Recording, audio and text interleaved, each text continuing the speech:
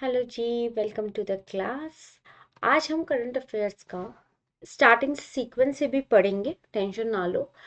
But मुझे कुछ कुछ इम्पोर्टेंट चीज़ें दिखी तो मैं इसीलिए पहले वो टॉपिक्स को लेना प्रेफरेंस दे रही हूँ, उन टॉपिक्स को पहले।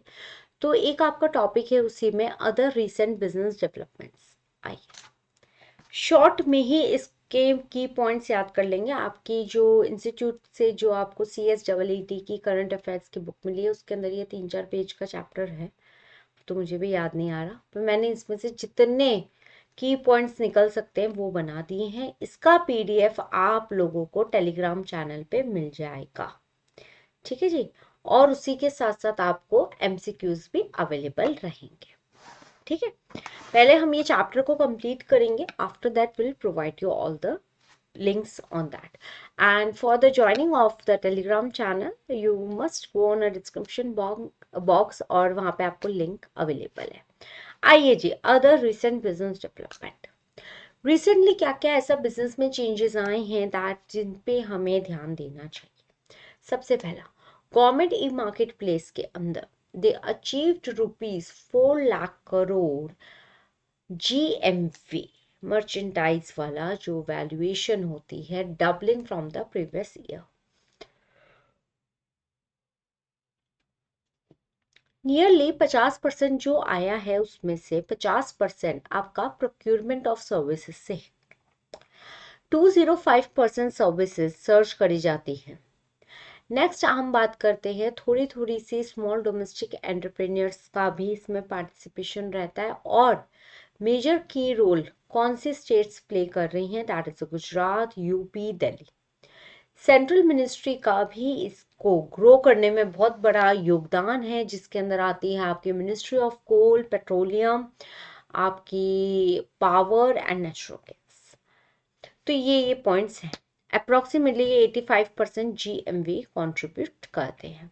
मैम ये सब तो याद ही नहीं हो रहा, आप इतनी स्पीडली पढ़ रहे हो।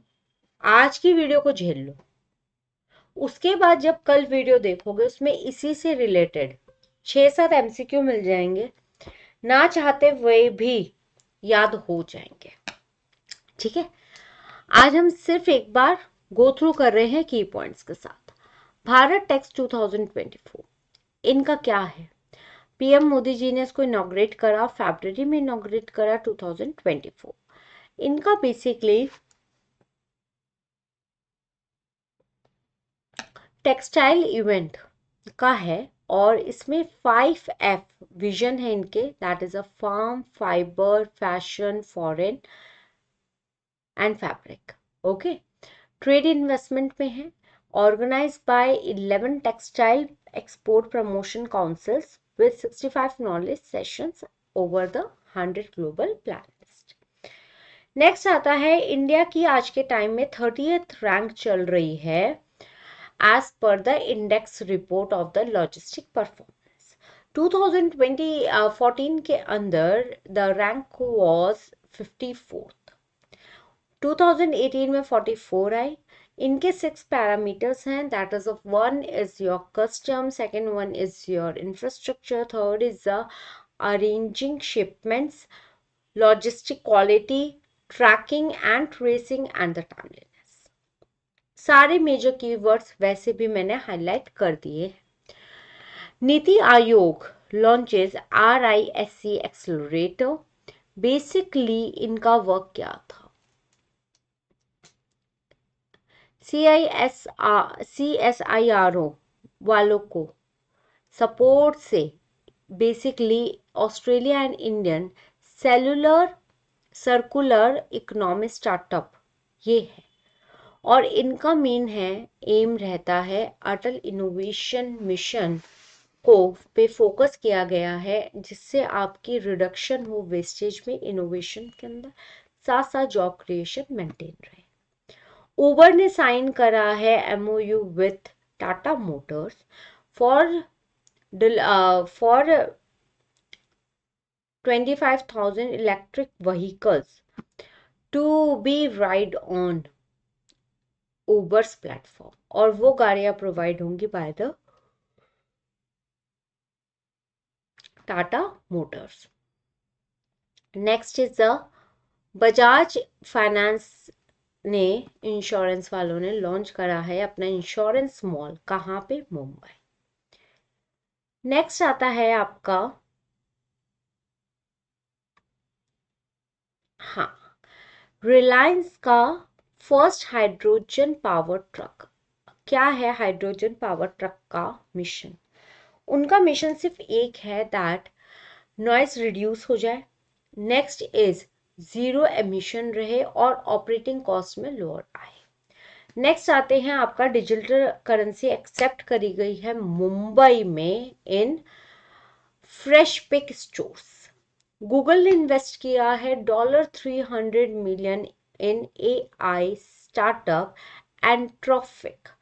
ये भी क्वेश्चन आपके को रिलेट हो रहे हैं उन्हीं से ही, इसी के ही मेरे MCQ आएंगे। अगर आज आप लोगों ने यही क्लास को अच्छे से 2 बार रिवाइज कर लिया और जो जो ब्लैक ब्लैक से लिखा है उनको एक छोटे से कागज पे नोट डाउन कर लिया, तो जो नेक्स्ट MCQ की क्लास होगी that would be your like this. Next है फॉक्सन एंड वेदांत प्लान। उन्होंने प्लान करा एक सेमीकंडक्टर मैन्युफैक्चरिंग इन इंडिया। उसमें इनका पैसा लगा है $10 बिलियन। भारतीय एयरटेल ने इन्वेस्ट करा है 2000 crore in hyper skill data centre बनाने में। ठीक है जी, तो ये सब आपके हो गए की पॉइंट्स। इसके अंदर ज्यादा दिमाग नहीं लगाना, और ये सेंटर बना है हैदराबाद, तो सिर्फ ये इतने इतने पॉइंट्स के अंदर से ही 1-2 क्वेश्चन जो भी बनेगा वो यहीं से बनेगा और कहीं से नहीं बन सकता। So this is all for this class. Revision इसी तरीके से कर लो, प्लेलिस्ट आपको प्रॉपरली प्रोवाइड होगी और उसके बाद से प्लेलिस्ट लगा के अपना साइड में बैठ जाओ, अगर वो भी चलता रहेगा तब भी दिमाग में आ जाएगा सब कुछ। 7 सब्जेक्ट है, मैं नहीं मानती 4 सब्जेक्ट है, मैं मानती हूँ CSEET को क्रैक करने में 7 सब्जेक्ट है। सातों सब्जेक्ट की सेम स्ट्रैटेजी, ना तो हेडेक लगेगा पढ़ना और ना ही ऐसा रहेगा कि अच्छा ये याद नहीं या वो याद नहीं। ठीक है जी, मिलते हैं अपनी नेक्स्ट क्लास में with this topic MCQs। Bye, take care.